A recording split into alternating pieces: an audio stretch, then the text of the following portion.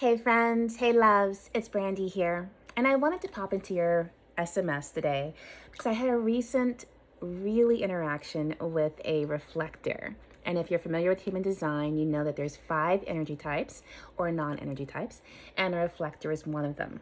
I myself am a manifester and I would love to know what you are. But back on topic.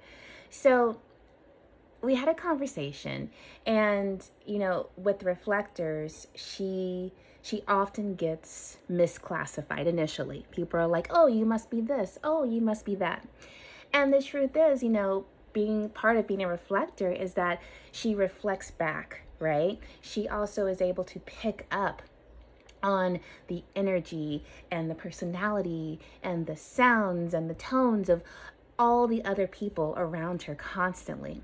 So very chameleon-like, which is an amazing, I call it superpower. But it got me to thinking, long before I discovered human design, or human design was brought to my attention, I definitely had one way of operating, one way of looking at life, how I made decisions, how I worked, how I played, all of it. And since then, it's almost like my world has expanded.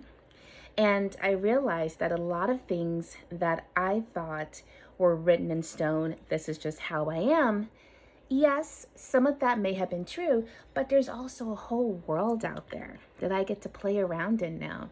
So I wanted to come in here and just speak to those of you who are familiar with human design, and you may be in this position where you've learned about it, you're gathering information, you're heading down the rabbit hole like so many of us do. But now you're like, what does that mean? Like, have I just been a fake, a fraud my whole life? Or, what do I do now? Or all those questions that might be coming up. Know this, that for all the conditioning there is in the world, telling you already who you should be, how you should act, what you should be doing, how you should be responding, all the shoulds.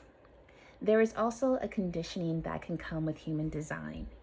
And I don't want that to be another thing that questions your ability to move forward. Human design should, if nothing else, be a tool to help you move forward, to give you inspiration, to give you ideas, to be a suggestion on what else you can do versus reacting the way you might always have. So, as you go through all of this and you're thinking about as a manifestor, as a managing, as a projector, as a reflector, think about what you've learned so far with your human design. And even if you're just getting started, read over your chart, learn about your strategy, your authority, if you're an emotional being, if you are non-emotional, or you're splenic, pay attention to those things and use them as guide markers, use them as ideas. We always say in human design, play around with it, experiment, because that's all it is. It's one big experiment. Try this, see if it works. Try this, see if that works. Just try it. What's the worst that can happen?